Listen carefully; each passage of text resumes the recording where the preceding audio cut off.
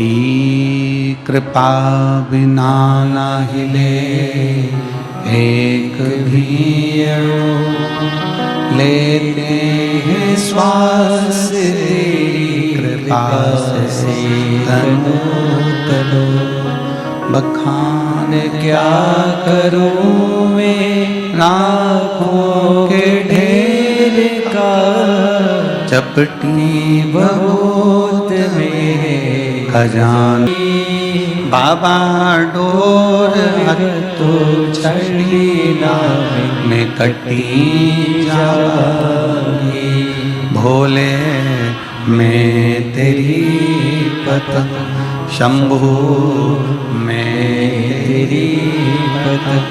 हवा बिच उड़ती जावांगी, बाबा डोर तो छड़ी ना में कटी जावांगी। भगवान देवाधिदेव महादेव, भगवान शिव ओगड़दानी, त्रिकालदर्शी, कैलाशी, अविनाशी शिव तत्व कहता है। परसों के दिन की कथा में कहा था कि 10 अश्वमेध यज्ञ का फल एक बार भगवान शंकर के मंदिर में जाकर मात्र दर्शन करने से प्राप्त हो जाता है। 10 अश्वमेध यज्ञ का फल।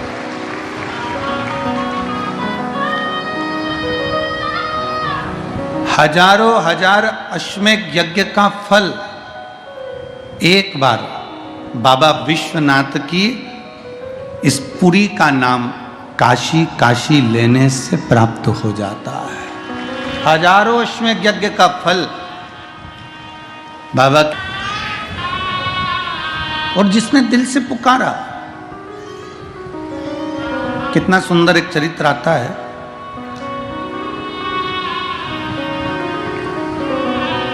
भगवान शंकर के दरवाजे के द्वार बाहर द्वारपाल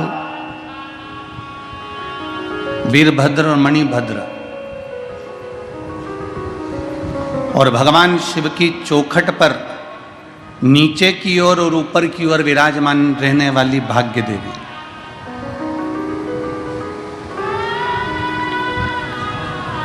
एक ओर वीरभद्र हैं, दूसरी तरफ मणिभद्र है, और बाबा की उस पवित्र चौखट पर नीचे भी और ऊपर भी भाग्य देवी विराजमान।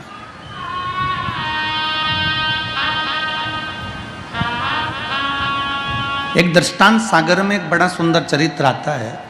एक वेदव्य नारी थी जिसका नाम पारो था। दृष्टांत सागर में उसका एक बेटा था जिसका नाम नसीब सिंह था।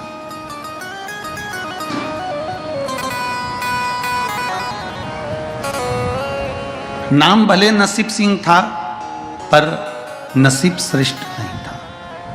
उसका नसीब श्रेष्ठ नहीं था। पिता चले गए, परिवार वालों ने साथ छोड़ दिया। कुटुंब, पिता, परिवार सब साथ छोड़ दिए। बेधव्य नारी पारो अपने बेटे नसीब के साथ में रहने लगी। भाग्य ठीक नहीं। शिव महापुराण की कथा कहती है, जिस समय पर पारो का पिता, पारो के पति खूब कमाते थे, धन, वैभव, संपदा, सत्ता सब कुछ था, पर जैसे ही पारो का पति प्राण त्याग कर गया, उसका धन, वैभव, संपदा सब चले गया। कौन किसका मीत संसार।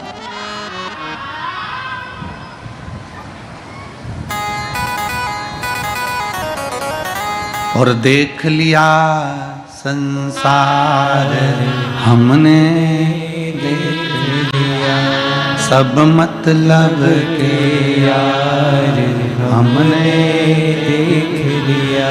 झूठे नाते झूठे रिश्ते, झूठे नाते झूठे रिश्ते, अरे झूठा है संसार हमने देख सब मतलब के यार हमने देख लिया। पारो का पति जब तक जीवित था खूब कमाया, खूब वैभव लाया, खूब संपदा लाया, खूब धन लाया, सब कुछ एकत्रित कर लिया। पर जैसे ही पति के प्राण छूटे, जो धन दूसरों को दिया हुआ था वो धन वापिस नहीं आया, वो संपदा वापिस नहीं आई। वो वैभव चले गया। घर था वो भी परिवार वालों ने ले लिया, व्यापार व्यवसाय था वो भी परिवार वालों ने ले लिया। शिव महापुराण की कथा कहती है दुनिया का सबसे पहला लुटेरा व्यक्ति अगर कहीं बसता है तो अपने खुद के घर में बसता है, कहीं दूसरा नहीं बसता। एक दादाजी मरे, बहू रोते रोते बोल रही है दादाजी की चादर बाहर फेंक दो। बहू रोते रोते बोल रही है दादाजी का कपड़ा बाहर फेंक दो। बहू रोते रोते बोल रही है दादाजी का जो गद्दा है, चटाई है, वो बाहर फेंक दो, बाहर फेंक दो, क्योंकि दादाजी मर गए, दादाजी चले गए। पोता मां की गोद में आकर बैठ गया और माता से गोद में आकर बैठा तो क्या देख रहा था कि दादाजी मर गए, उनके गले में से सोने की चेन परिवार के लोग निकाल रहे थे। पोते ने अपनी मां का गाल पर हाथ लगाकर मां, ओ मां, दादाजी का चद्दर बाहर फेंक दिया। क्यों? मां ने कहा तुम्हारे दादा मर गए इसलिए चादर पर सोते थे, चादर फेंक दिया। जो वो प्रयोग करते थे, जो यूज करते थे, वो फेंक दिया। तो पोते ने कहा मां ला ये सोने की चेन दे, मैं फेंक कर आता हूं। ला मुझे ये सोने की चेन दे, मैं फेंक कर आता हूं। मां ने तुरंत बेटे के गाल पर एक थप्पड़ दिया। पागल हो गया, सोने की चेन कोई फेंकी जाती है? मां तूने ही तो कहा कि दादा जो यूज में सामग्री लेते थे, जो प्रयोग में लेते थे, वो सामग्री फेंक दी जाए। चादर ओढ़े थे, चादर फेंक दी, दवाइयां फेंक दी, चश्मा फेंक दिया, डंडा फेंक दिया, जो सामान थे वो फेंक दिया, सारा सामान फेंक दिया गया। तो मां ला मैं ये सोने की चेन भी फेंक आता हूं। शिव महापुराण की कथा कहती है दुनिया का सबसे बड़ा लुटेरा हमारे घर में बसता है। रात को मरोगे, सुबह तक तन पर जितना जेवर आभूषण माणिक मोती है सब निकाल लिया जाएगा। केवल गले में एक तुलसी की माला और एक रुद्राक्ष की माला पड़ी रहेगी, बाकी का कुछ नहीं पड़ा रहेगा। केवल एक तुलसी की माला और एक रुद्राक्ष की माला पड़ी रहेगी, बाकी का कुछ नहीं पड़ा रहेगा, सब कुछ निकाल लिया जाएगा।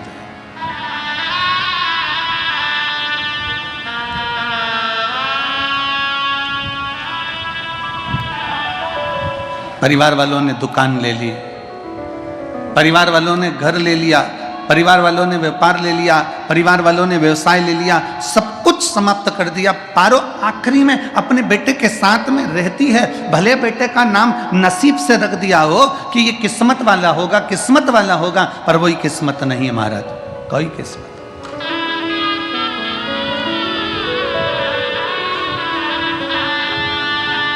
कितना अग्नि पुराण में एक बात मिलती है, सबसे लड़ना सरल है।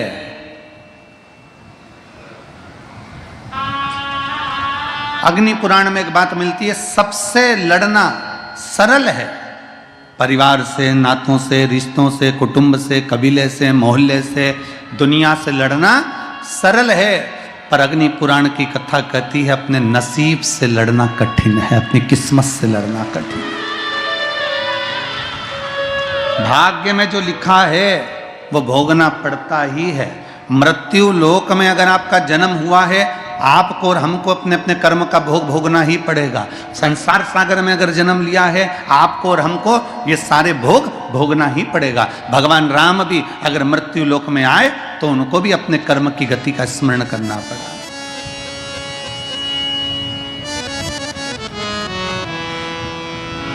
शास्त्र कहता है भगवान से नहीं डरना, मत डरो। वेद पुराण से नहीं डरना, मत डरो। धर्म और शास्त्रों से नहीं डरना, मत डरो। गुरुओं से नहीं डरना, मत डरो। संत साधु महात्मा जोगी से नहीं डरना, मत डरो। तपस्वियों से नहीं डरना, मत डरो। पर शिव महापुराण की कथा कहती है कि अपने कर्म से जरूर डरना, क्योंकि कर्म का भोग तो परमात्मा को भी भोगना पड़ता है। कर्म का भोग तो परमात्मा को भी भोगना पड़ता है। भगवान राम ने छुपकर बाली के पांव में बाण मारा था, छुपकर बाण दिया था, तो भगवान कृष्ण अवतार में वही बाण भगवान को भी छुपकर लगा है। कर्म का भोग। एक चिड़िया को कैद में रखा तो माता जानकी को भी कैद में रहना पड़ा था। अपनी कर्मगति का भोग सबको भोगना है। स्वयं रामकृष्ण परमहंस जी, स्वयं रामकृष्ण परमहंस जी अपने कक्ष में बैठे हैं और स्वामी विवेकानंद जी कह रहे हैं, गुरुदेव आप पर माँ जगदम्बा, दुर्गा, भवानी, माँ शारदा इतनी प्रसन्न है। गुरुदेव एक बार माँ शारदा से कहो ना कि तुम्हारा शरीर का रोग समाप्त कर दे।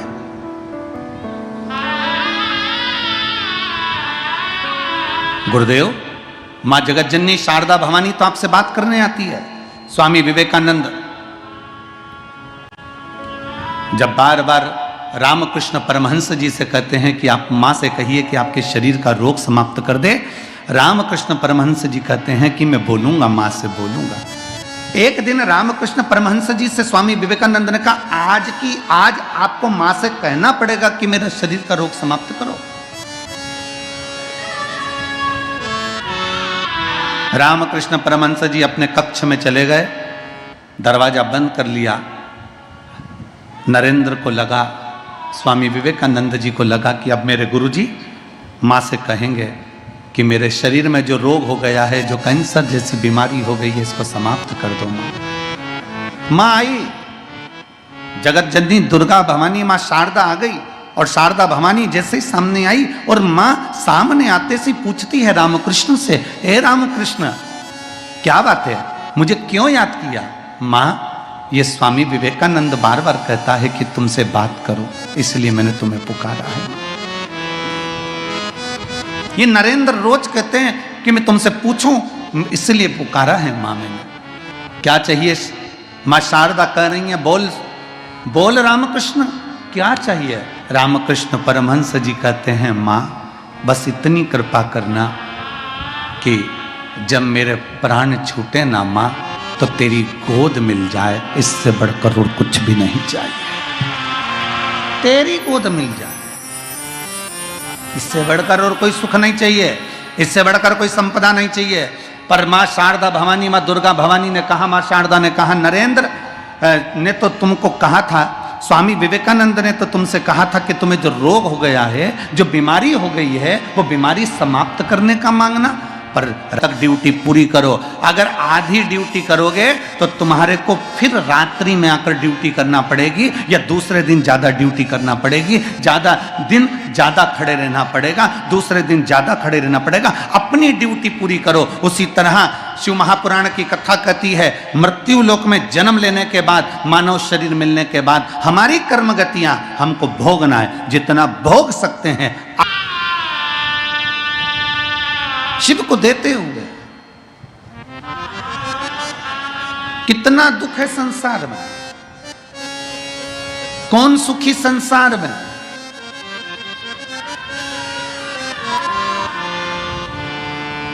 धन का बिस्तर मिल जाए पर नींद को तरसे, धन का बिस्तर मिल जाए पर नींद को तरसे,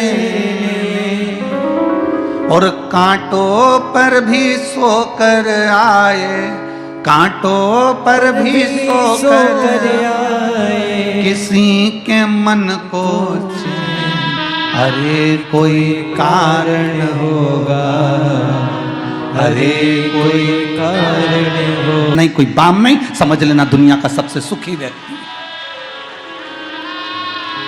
जिसके सोने के कमरे में, विश्राम के कमरे में भी अगर दवाइयां रखी हुई है, सोने के कमरे में अगर टेबलेट रखी हुई है, सोने के कमरे में दवाइयां खाकर रात्रि को सोना पड़ रहा है, दवाइयां लेकर अपने रात्रि का विश्राम करना पड़ रहा है, तो समझ लेना कि दुनिया का आप सुखी व्यक्ति नहीं हो। प्रथम सुख, जम के बोलो, निरोगी काया। जरा जम के बोलो, प्रथम सुख निरोगी काया।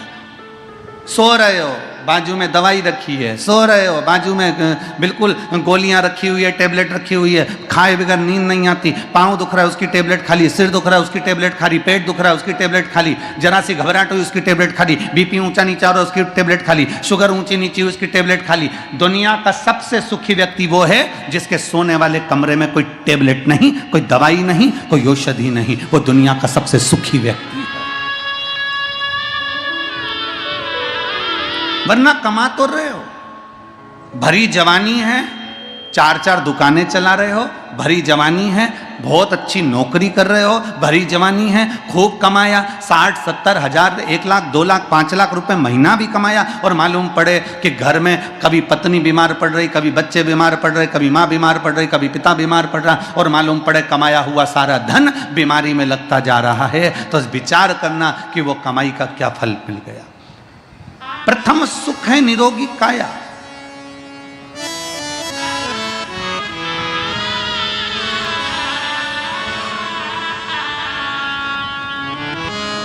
भगवान की भक्ति में लो, खूब मेहनत करो।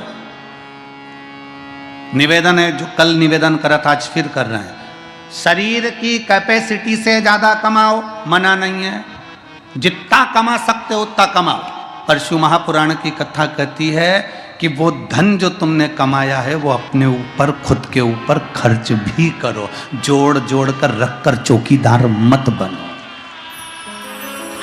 स्वयं का कमाया धन स्वयं के लिए भी होना चाहिए। यहां बंडे बाबा बैठे हुए हैं, इनका सामने सफेद एक झोला रखा हुआ है, बस ये झोला है, और तन पर जो कपड़ा पहने हैं बस वही कपड़ा है, धोते हैं वापिस पहन लेते हैं। भारत की भूमि पर अगर ये आते हैं तो 24 घंटे एक शहर में रहते हैं, दूसरे दिन दूसरे शहर में चले जाते हैं, उस शहर का पानी दूसरे दिन नहीं पीते, और आसमान में ही, फ्लाइट में ही ज़्यादातर सफ़र निश्चित करते हैं। विदेश में अगर जाते हैं तो एक देश में एक दिन रहते हैं, दूसरे दिन उस देश में नहीं रहते, अगले देश में पहुंच जाते हैं। बाबा जी प्रणाम आपको। पक्कड़ संत,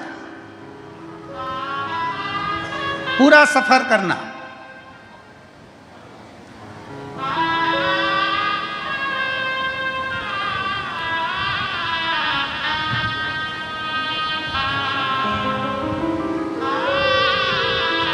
अपनी शिव भक्ति में, अपनी मस्ती में, अपनी अलमस्ती में जीवन जी रहे, अपनी अलमस्ती, अपने स्वयं के ऊपर हम खर्च नहीं कर रहे। बेटा तुम्हारा एप्पल का फोन रख रहा है, बेटा तुम्हारा खूब अच्छा लैपटॉप चला रहा है, और आप वही कीपैड लेकर 24 घंटे अपनी भक्ति में, अरे भाई मेरे को दुकान से फुर्सत नहीं, अरे भाई मेरे को इससे फुर्सत नहीं, अरे भाई मेरे को उससे फुर्सत नहीं। अलमस्त जिंदगी जियो।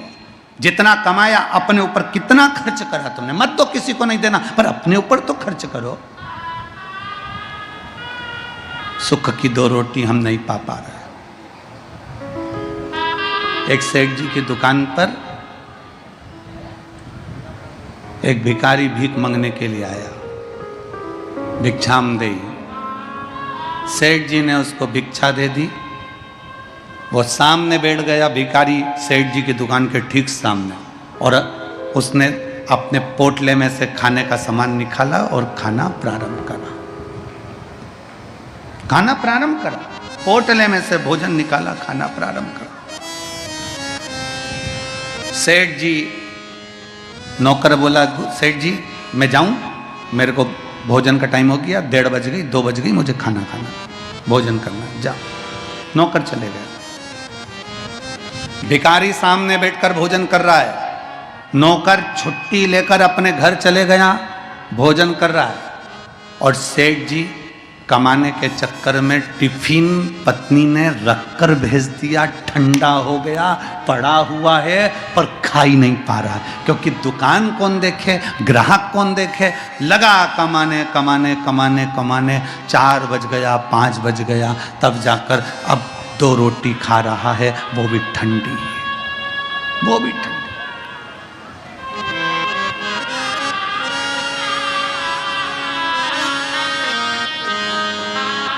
ठंडी रोटी 2 खा रहा, कमाने वाला खुद दुखी है।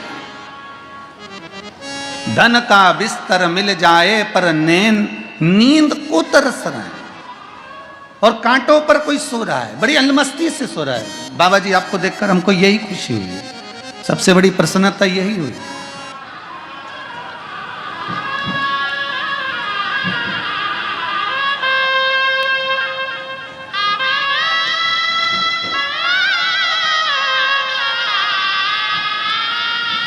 सबसे ज्यादा प्रसन्नता इसी चीज की हुई है,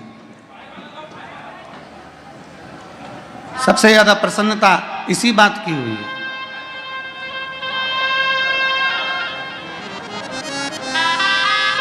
शिव तत्व की प्राप्ति, भगवान शंकर की अविरल भक्ति की प्राप्ति, भगवान ओघड़दानी की अविरल भक्ति की प्राप्ति। और मैंने तेरे ही भरोसे बाबा, तेरे ही भरोसे हवा बिच उड़ती जावांगी, बाबा डोर तो छठी ना मैं कटी जागी, भोले मैं तेरी पतन, शंभू मैं तेरी पतन, हवा बिच उड़ती जावांगी, बाबा डोर हक तो छठी ना मैं कटी जागी। पारो के जीवन में दुख इतना अपार पड़ गया कि सारा धन, वैभव, संपदा, सत्ता सब परिवार वालों ने ले लिया, सब कुछ प्राप्त कर लिया, कुछ भी नहीं बचा। दूसरे के दरवाजे पर जाती, थोड़ा बर्तन घिस देती, बर्तन मांज देती, थोड़ा धन लेकर आ जाती, बच्चों का भरण पोषण कर देती, बच्चों का भरण पोषण।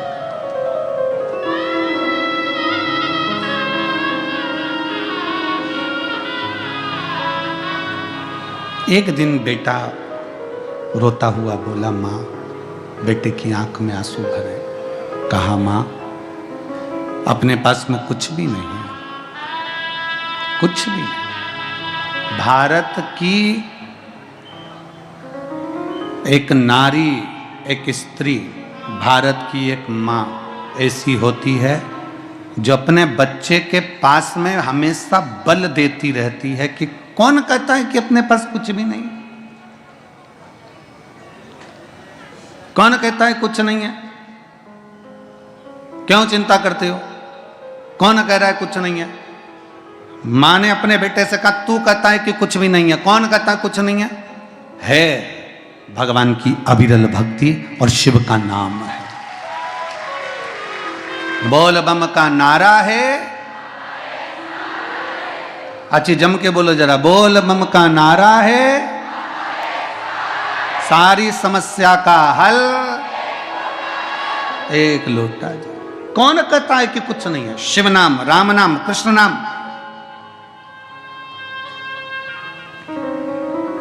भगवान का नाम जा। भगवान नारायण ने एक हीरे का हार, रतन जड़ित हार उस बेटे को दे दिया। बेटा हार लेकर जा रहा था अपनी माँ को दिखाने के लिए, माँ मुझे भगवान नारायण ने हार दिया है।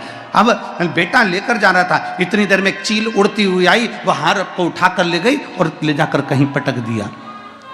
बेटा रोने लगा, अब मैं नारायण की भक्ति नहीं करूंगा, मेरा हार चील ले गई, अब क्या करूं? ब्रह्मदेव की भक्ति करने लगा। ब्रह्मा की भक्ति करी तो ब्रह्मा देने माता ब्रह्माणी, नमस्तु श्री शिवा, नमस्तु श्री शिवा, नमस्तु श्री शिवा, नमस्तु माँ बेटे का हाथ पकड़कर शंकर भगवान के दरवाजे पर जाने लगी, पंचाक्षर मंत्र का तुझे तेरी किस्मत पलट देंगे।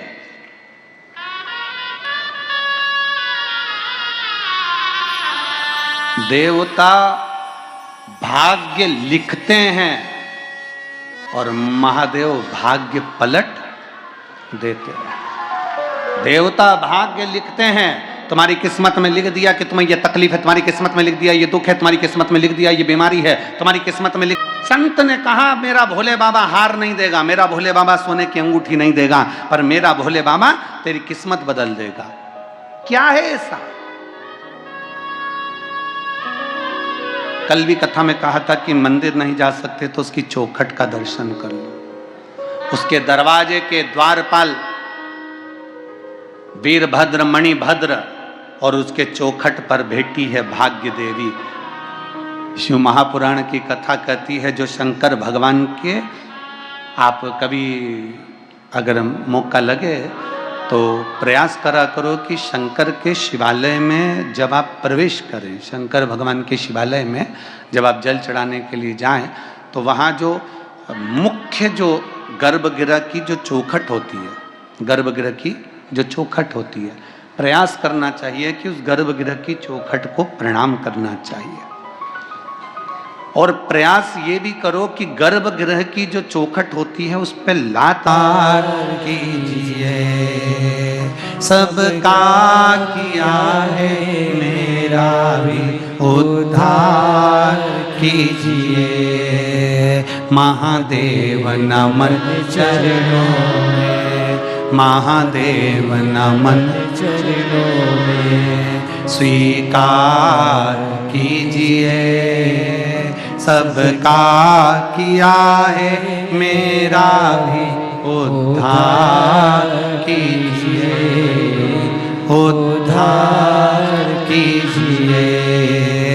है त्रिशूलधारी, है त्रिपुंडधारी, है त्रिशूलधारी, है त्रिपुंडधारी, है त्रिशूलधारी, है त्रिपुंडधारी।